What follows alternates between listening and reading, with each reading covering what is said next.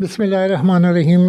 अस्सलाम वालेकुम नाज़रीन, मैं हूं आपका होस्ट नासर अली और आज का जो हमारा टॉपिक है वो है कि जो रडार हैं और सैटेलाइट्स हैं, क्या ये MIRV यानी मल्टीपल इंडिपेंडेंट जो टारगेटेबल री एंट्री व्हीकल्स हैं या फिर MRV यानी मैनेवरेबल री एंट्री व्हीकल्स हैं, इनको रडार या सैटेलाइट ट्रैक कर सकते हैं, डिटेक्ट कर सकते हैं। और जब ये जो सेपरेशन फेज़ के अंदर होता है, यानी MRV जो एम्बेडेड जो मिसाइल प्रोजेक्टाइल है, उसके अंदर 3 से या 6 जो स्मॉलर वार हेड होते हैं, री एंट्री व्हीकल्स होते हैं।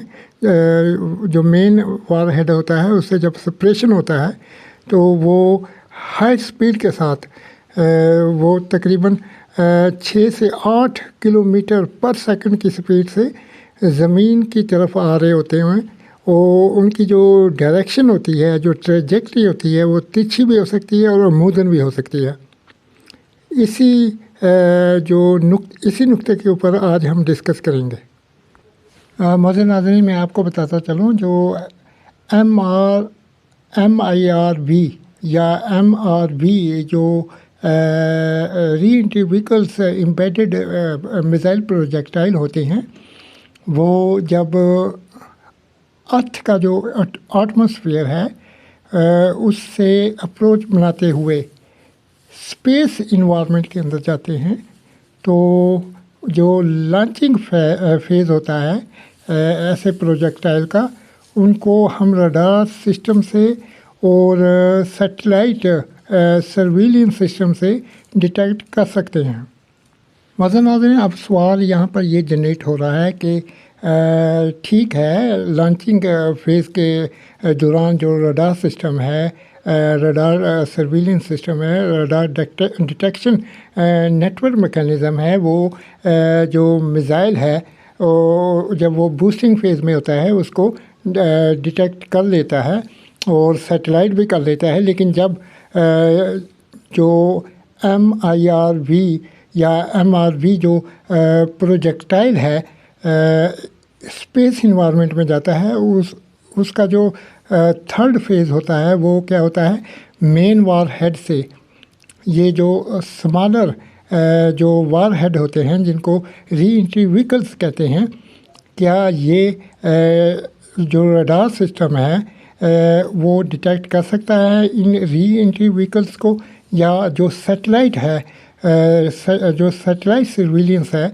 वो डिटेक्ट कर सकती है ऐसे स्मॉलर जो री एंट्री व्हीकल्स होते हैं जिनकी स्पीड 6 से 8 किलोमीटर्स पर सेकंड होती है, उसकी डिटेक्शन कर सकते हैं।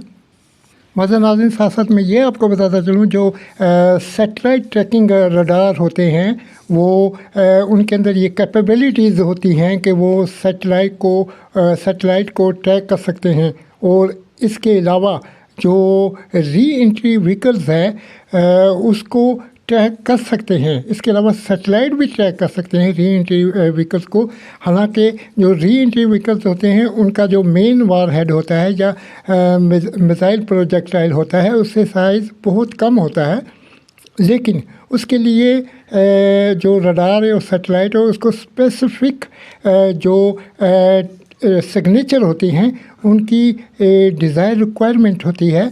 उसके बाद ही वो किसी भी प्रोजेक्टाइल के सेपरेशन के बाद उसका जो मेन वार हेड है उसके अंदर उसके सेपरेशन फेज़ के बाद ही इन जो स्मॉलर वार हेड होते हैं जिनको री एंट्री व्हीकल्स कहते हैं उनको डिटेक्ट कर सकते हैं। अदरवाइज़ इनको डिटेक्ट करना पॉसिबल नहीं है।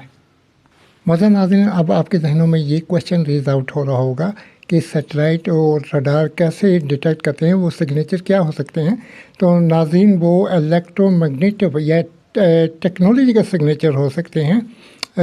उनको सैटेलाइट भी डिटेक्ट कर सकता है और जो रडार सिस्टम है वो भी डिटेक्ट कर सकता है। माज़ा नाज़रीन, इसके साथ साथ मैं ये भी बताता चलूँ कि जब री एंट्री व्हीकल्स अपनी हायर वेलोसिटीज़ और अपनी हायर एक्सीलरेशन के ज़रिए ज़मीन की तरफ आ रहे होते हैं तो जो हीट है वो जनरेट होती है।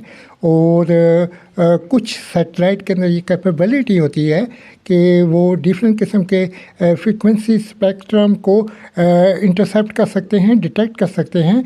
और हीट सीकर डिटेक्टर्स भी होते हैं जो हीट को डिटेक्ट कर लेते हैं और in smaller size re entry vehicles का पता चला सकते हैं। इसके अलावा नाज़रीन, आपके जहनों में ये क्वेश्चन भी रेज आउट कर रहा होगा कि जो री एंट्री व्हीकल्स होते हैं उनमें nuclear smaller warhead re entry vehicles भी हो सकते हैं, क्या उनको भी सैटेलाइट डिटेक्ट कर सकता है? जी बिल्कुल, उनको भी डिटेक्ट कर सकता है।